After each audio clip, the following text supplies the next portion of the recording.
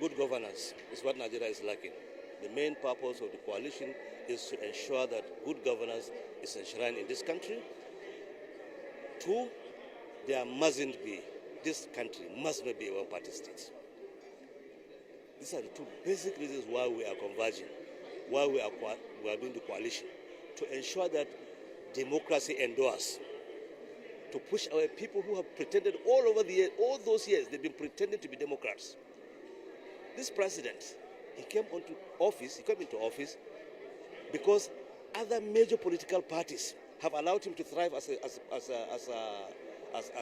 opposition politician. Now he came into office, he doesn't want anybody to survive. He doesn't want any political party to survive. So democracy is impaired. Unless we come together as a coalition, there is no way democracy can survive in this country. That's the only reason why we are doing it. Well, you know that some people are moving from the APC to the PDP to the APC, yes, and some others are also moving to other parties. Where is this scale of defection moving from parties to parties? The APC has to be blamed for this. The APC has to be blamed for this. Because the FCT minister, for instance, was a PDP man. He was brought in from PDP to destabilize his party. And then some members of the APC that would wear, I was a member of the APC, that we were displaced by the members of the PDP who left their party to come. So in essence, what can we do? There's nothing we can do. The North elected this president. President Tinubu has more votes in the North than he has in the South. Obi has more votes than him in the South. We need to be respected, and democracy needs to be respected. We can't allow that to continue like that. We need to bequeath to our younger generation that are coming that there is virtue and in honesty, there is virtue in promise, there is virtue in trust. We gave our trust, we gave our all, and we have nothing to show for it. Forget about party office. But the fact that one ethnic group can dominate the whole of Nigeria's revenue generating agencies and all the expenditure outlets for the federal government, why should we allow that? We didn't get that from Sardauna. We didn't get that from Azikiwe or from Awolo. They allowed parties to thrive. We read it in history. I was not there when Awolo and Azikiwe and Sardauna were there, but I knew that each one of them had a party. I was in secondary school, class 3, perhaps, or class 2, when Shagari was in power. There are 5 political parties that thrive. NPN was there, GNPP was there, APP was there, PRP was there. And now we have a president in 2025 who wouldn't allow any party to continue. Do you think we will leave this country? Do you want us to crash this country?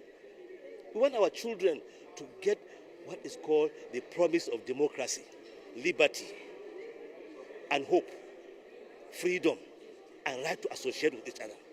But not because you want to move another party, they will send DSS against you.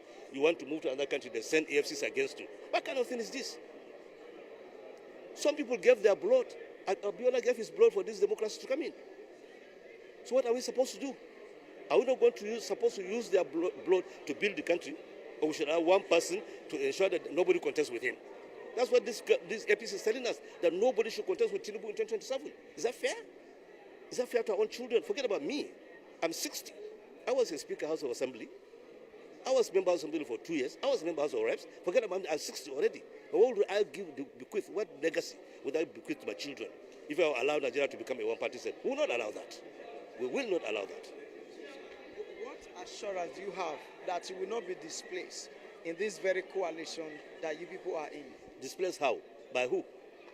These are willing partners that came in willingly because they feel that Nigeria is not run rightly. We need to provide a credible alternative. That's all. Nobody can bamboozle anybody in this country. We are wise. We have gone to school. We've gone to school. We have seen other democracies how they thrive. We have gone to school sufficiently to know that parties must be allowed in a democracy. This is not a one-party state, and we cannot allow that. This is not Cameroon. This is not Togo. This is Nigeria. We have shot Abacha the way out. You know that. They did that.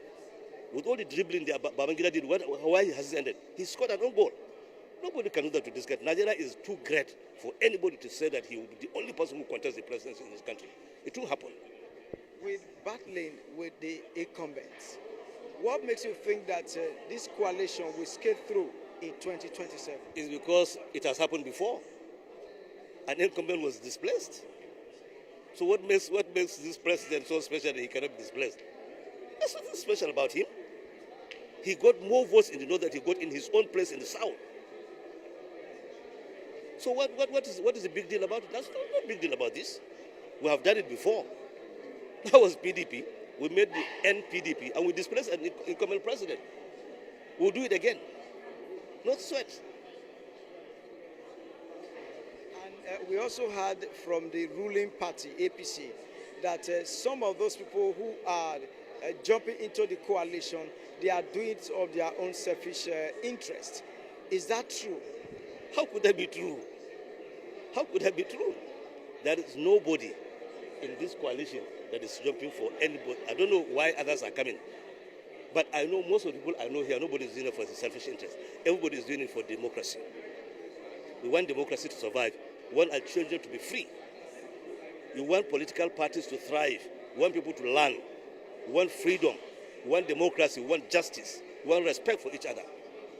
I don't think that anybody is doing this for his selfish interest. No, not that I know of. Thank you.